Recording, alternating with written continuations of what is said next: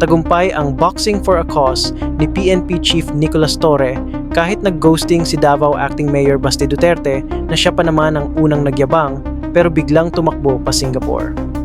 Umabot daw sa mahigit 20 milyong piso ang nalikom mula sa event na ipinamahagi sa mga nasalanta ng bagyo at baha.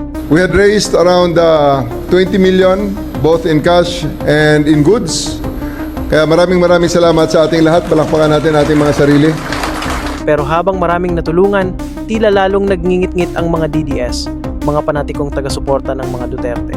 Isang halimbawa, itong OFW na DDS sa Saudi Arabia, hindi lang hinamon si General Torre ng suntukan. Ikaw, Torre, general ka. Kung ayaw mo lumaban kay Baste, ako kalabanin mo. Punta ka dito sa Saudi Arabia, hanapin mo ako. Ha? Gusto mo tayo ng suntukan? Ako mag-grab, ikaw walang grab. Anong gusto mo? Sabihin mo lang sa akin. Ha? Nagbanta pa na pupugutan ng ulo ang PNP chief. Baka tanggalin ko yung ulo mo. Mahis ka. Huwag mo kay Baste, ako patulan mo. Ako may grab, ikaw may walang grab. Ano? Madugo na.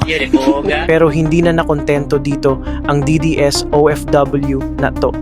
Sa isa pang post, binanatan niya ang mga kritiko niya. Good morning mga kabalbon, what's up sa inyo mga kabalbon? Kumusta kayo dyan?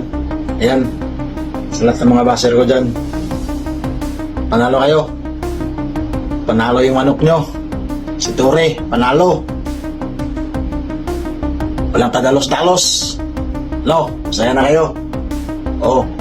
At tinawag silang Team Bangag. Alam niyo ang tawag sa inyo? Team Bangag. Oh, panalo mga Team Bangag. Hindi malinaw kung bakit siya galit na galit o kung may pinagdadaanan. Nag-a-addict kaya siya nag-snap? Kaya panawagan ngayon ng ilang netizens sa OWA, pakicheck naman itong kababayan natin. Kung maaari, i-deport na tong DDS na to dahil sinisira niya ang pangalan ng mga matinong OFW, lalo na sa bansang tulad ng Saudi Arabia na kilala sa mahigpit na batas para sa mga migrant workers. Mga kabayan, political fanaticism is one thing, but threats of violence and decapitation, that's criminal.